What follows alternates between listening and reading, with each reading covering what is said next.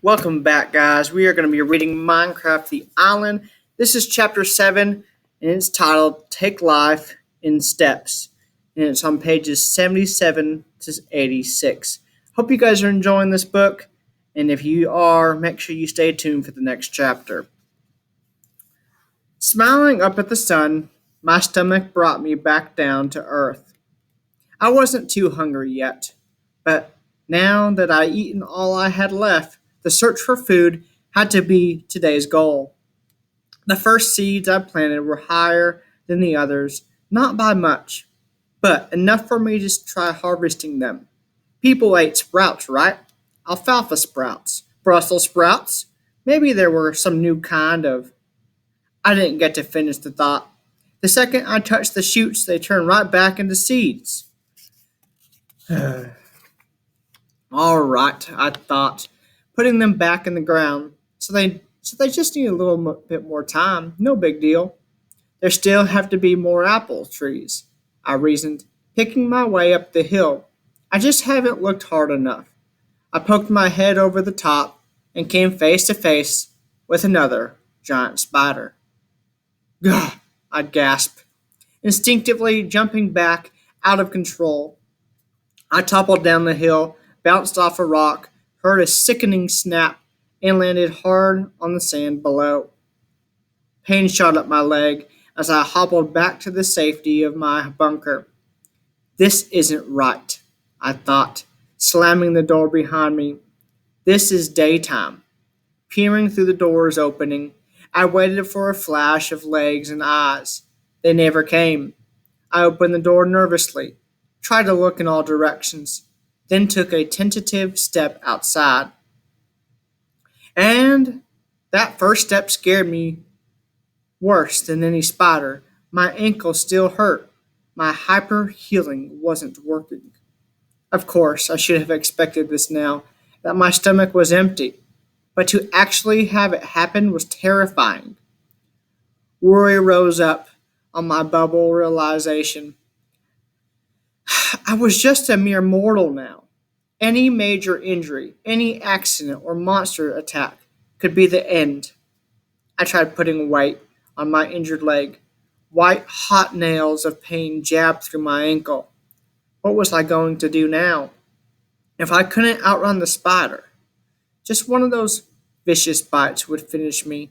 But if I stayed where I was, if I didn't eat, didn't heal, I'd end up just as dead. Grabbing my battered, nearly broken pickaxe and what little nerve I had left, I limped carefully out onto the beach. Nothing stirred up on the hill. I listened for the arachnid's familiar hiss. Silence. This time, instead of climbing back up the cliff, I thought it might be safer to swim around it. I paddled slowly past the southern slope, keeping my eyes fixed on the summit. I got halfway around the hill when I spied the tips of two black legs. I froze in place, treading water as slowly and quietly as I could. The spider crawled creepily into view, its cherry red sensors locked on me. I swam backward, ready to make for open water. If that thing didn't swim, maybe I'd have a chance to double back to another part of the island.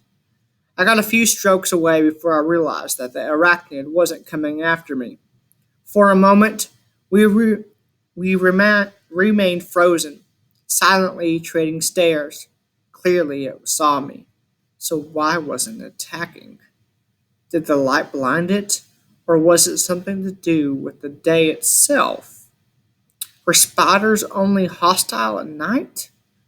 We watched each other for another few seconds before the eight-legged horror just up and disappeared. No fire, no smoke. 1 second it was there and the next, gone. I swam back to shore, my mind flooded with questions. Why had it disappeared without burning? Why hadn't it been dangerous in daylight? And why had it lasted in the daylight after all the zombies had burned? Limping back up onto the southern beach, I wondered if creepers also lasted longer than zombies, and if That was the reason I'd nearly been killed by one. I scanned the dense line of trees, making sure one of them wasn't a molted green. I didn't see any creepers, thankfully, but noticed how dark the shaded wood was. Had the creeper been sheltering from the sun? If that was true, if there were other monsters hiding under those leaves, then that'd be the last place I looked for food. I limped west along the southern shoreline, looking for shellfish or even seaweed. The beach was completely barren. For the first time, I also noticed that I hadn't seen any fish, or whales, or seals, or anything aquatic besides that sinister squid. Coming around the edge of the island's southern claw, I saw that the water of the lagoon was as lifeless as the open sea. Squishing across its soft clay bottom, I climbed up onto the northern claw, looked down the beach, and spied a plant I'd never seen before. It had stalks, three actually, that were light green and tall and growing right out of the seaside sand. Bamboo! I exclaimed, hopping painfully over. People ate bamboo, right? Wasn't it on some menus at bamboo shoots?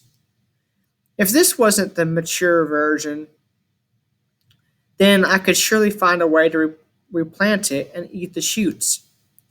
I took one swipe at the lowest section, and unlike trees, the whole stalk came tumbling down, collecting the three sections in my left hand. I saw the image of grainy white pile in my right. Sugar, I said happily. This isn't bamboo, it's sugar cane. After so many failed attempts with the egg, I should have at least half expected that this new food didn't want to be eaten. Fine, whatever. I pouted, stuffing the pile and the two remaining stalks into my pack. Bad for my teeth anyway, trying to stay positive. I wondered if the sugar might still be useful when combined with another ingredient. But what? I couldn't see anything else that remotely reminded me of food. No berry bushes, no mushrooms. There weren't even any worms or bugs, and believe me, in the state I was in, I would have gladly munched them down. I even tried nibbling a few of the red and yellow flowers growing at the edge of the woods. Not only did they not oblige, but holding them in my left hand gave me the option of turning them into useless dye. What else can go wrong? I grumbled, just as it began to rain. Had to had to ask. I mopped the warm, light drizzle perfectly matching my mood. Limping tenselessly through the forest, my eyes flicked this way and that. I tried to keep my attention on the trees themselves, and not what might be lurking behind them. It didn't help when I passed the crater that had almost been my grave. Strangely enough, it hadn't yet filled up with water. Even though a steady stream was flowing in, even the water here is weird. I muttered and moved on to try to find an apple tree, which I didn't. The only trees left growing on the island had had mutated leaves and muted leaves and black and white bark, which kind of reminded me of birch. I couldn't find one single apple tree, which I now called oaks because I didn't want to think of apples anymore. I'd always taken for granted there had to be at least one more oak tree nestled somewhere in the forest. I figured, hopped, and I hoped that I just wasn't looking hard enough. Now I'd run out of excuses, and there was nowhere left to go but forward. Maybe these birches also have fruit, I wondered, grasping at straws, which, by the way, I also would have tried to eat. Maybe they've got nuts or acorns or something.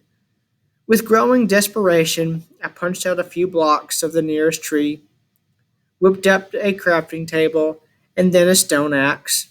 I laid into the birches around me like a madman, swinging at trunks and leaves. Nothing came down except more logs, and white flecked sapling. It's okay, I said, trying to stay cool. Maybe the species just have fewer nuts. That's all. Just gotta keep looking. Pocketing the logs, I placed the useless sapling on the ground and gave a startled shout as it suddenly grew up right in front of me. Chopping down that one turned out to be fruitless as well. Maybe this one, I grunted, turning to the next birch. Or maybe this one. Frustration growing into fear. I cut my way through the forest. This one, I huffed, getting halfway through another tree before my axe stopped. Twisting back to my crafting table, I forgot about the injured leg. Agonizing sparks erupted from my ankle. I slumped against the half-cut tree, choking back tears, waiting for the throbbing to cease. I could deal with the injury, but not with the pain. How could anybody, feeling this way, every minute of every day, how would you not go crazy? Isn't that why my world had whole shelves of different pain pills? Even if you weren't better, at least you felt that way. And right now, that's all I wanted. Make it stop, I whispered. Please, please, just make it stop. Cluck, cluck, cluck, cluck, cluck, came the sound of an approaching chicken. Get out of here, I barked, waving the annoying bird away. The chicken looked up at me for a second, laid another unbreakable egg, then stubbornly pecked the grass at my feet. Beat it, I growled, waving my hands right in front of its face. I didn't need this right now. Didn't need to see another creature eat. Didn't need to be reminded of how delicious cooked chicken tasted.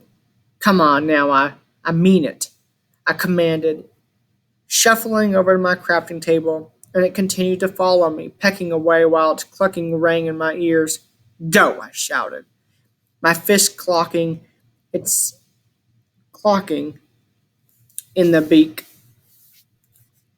Bagak! Balked the bird, sprinting away in a flash of red. I didn't mean, I started, guilt quickly replacing anger. Moo, came a friendly sound to my right. I looked over at the familiar eyes of the cow. In those eyes, in that sincere face, I found the centering I needed. I know, I sighed. I gotta get a hold of myself. Moo, it agreed. I gotta remember, I continued, that no one's ever died of a twisted ankle. And if the sprouts grow into food, then they'll take care of it. Again, the cow gave an agreeable moo. I could feel myself calming down, my breathing returning to normal. Here I am, acting like I did that first day, when, well, look at all the progress I've made since then. I gotta remember that progress and that vow I made to you that day. I almost got lost at sea. Moo, said the cow, which prompted a quick correction. Okay, maybe it wasn't you. Maybe it was your friend I was talking to who got killed by the creeper. And I'm sorry about the steak thing, by the way. But, I was hungry, and it was already dead, and, well, anyway, back to the vow. I started pacing again, just like I had that first day with the cow. I'll bet with a pronounced shuffle. I told myself that I had to figure out all the rules of this world, but I get now that I've got to go further. I've got to figure out rules for myself. Moo? Asked my bovine foil. No, I don't just mean the lessons I've been learning, I said, or having a grand strategy like we talked about. I need a methodical way to achieve the strategy, a detailed discipline of specific steps for each individual task. I stopped and turned on my good heel. I know that's a lot of big words, but what they boil down to is this and that. I need to know not just what I have to do, but how I'm going to do it. Moo, chimed the cow, finally getting what I was saying. Isn't that what gets people through life back in my world? I asked. They get up every day and already know how they're going to face that day. That's what I need. As the cow took a quick grass break, I kept pontificating, and I need to start with our strategy. Cover the basics, right? Food, shelter, safety. So I got shelter and food. Well, I just figured out that there's nothing left to eat on this island other than sprouts, which need to grow. But safety. I held up my wounded foot. The whole reason I'm all panicked about food is because I can't hyperheal anymore. But I wouldn't need to if I knew more about the creatures that hurt me. Moo, said the cow, which I took for okay. I'm with you. But what does that have to do with your new method? I'm getting to that, I said. If I can study the creatures from a safe place and figure out where they come from, how they hunt, and how long they last when the sun comes up, I can keep out of trouble long enough to get a handle on food. At that moment, the rain ceased. I looked up at the sun, then down to the hill, then back over to the cow. I've just discovered how to make glass. So, what if I built another room into the side of the hill to safely study the creatures? And that, I held up a triumphant fist, is where the method or the way comes into play. Bah, said the white sheep, ambling over to us. Will you explain to him? I asked the cow, limping back toward the hill. Behind me, I could hear the sheep's confused. Bah? And the cow's exasperated. Moo. Take it in steps. I shouted over my shoulder. I gotta take life in steps. That wraps up chapter 7. Hopefully, you guys tune in to chapter 8, which is titled The Way. I will see you guys next time.